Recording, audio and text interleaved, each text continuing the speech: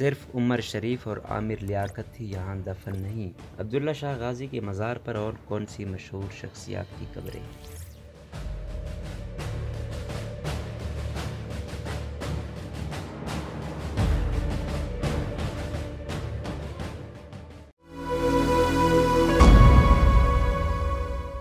एक मुसलमान का ये मानना होता है कि मौत उसकी ज़िंदगी की सबसे बड़ी हकीकत है जिसे इनकार मुमकिन नहीं है, और इसके साथ साथ हर मुसलमान को इस बात का भी यकीन है कि कब्र की पहली रात ही दुनिया में किए गए अमाल का हिसाब किताब शुरू हो जाता है। यही वजह है कि हर मुसलमान पर यह वाजिब है कि वो मरने वाले मुसलमान की मगफिरत के लिए न सिर्फ दुआ करे बल्कि उसकी पहली मंजिल यानी कब्र की कुशादगी की भी दुआ करे। इसी तरह हालिया दो मशहूर शख्सियात ने अब्दुल्ला शाह गाजी के मज़ार पर दफन होने की ख्वाहिश का इजहार किया, लेकिन आपको बताते चलें इसके अलावा भी चंद शख्सियात इस मज़ार के अहाते में दफन हैं। डॉक्टर आमिर लियाकत। मारूफ सियासतदान मेज़बान डॉक्टर आमिर लियाकत की अचानक मौत ने सभी को दुख कर दिया, मगर उनके हवाले से जहाँ बहुत सारे तनाज़ात सामने आए हैं, कुछ अच्छी बातें भी सामने आईं।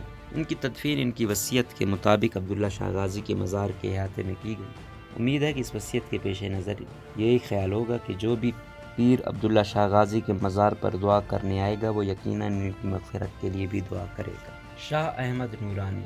जमीयत उलमा इस्लाम के सरबराह शाह अहमद नूरानी का शुमार उन जय्यद उलमा में होता है जिन्होंने सारी उम्र हजूर अकरम सल्लल्लाहु अलैहि वसल्लम की आशिक रसूल के तौर पर गुजारी।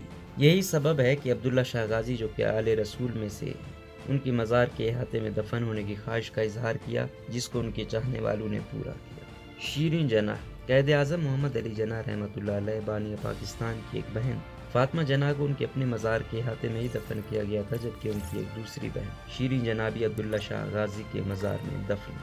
खुर्शीद अहमद।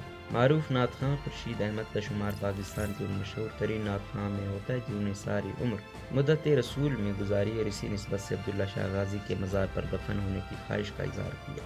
अल्लाह तमाम मरने वालों को जन्नतुल फिरदौस में आला मकाम अता करे और इनके आले रसूल से मोहब्बत के इस जज्बे को कबूलियत आम फरमाए।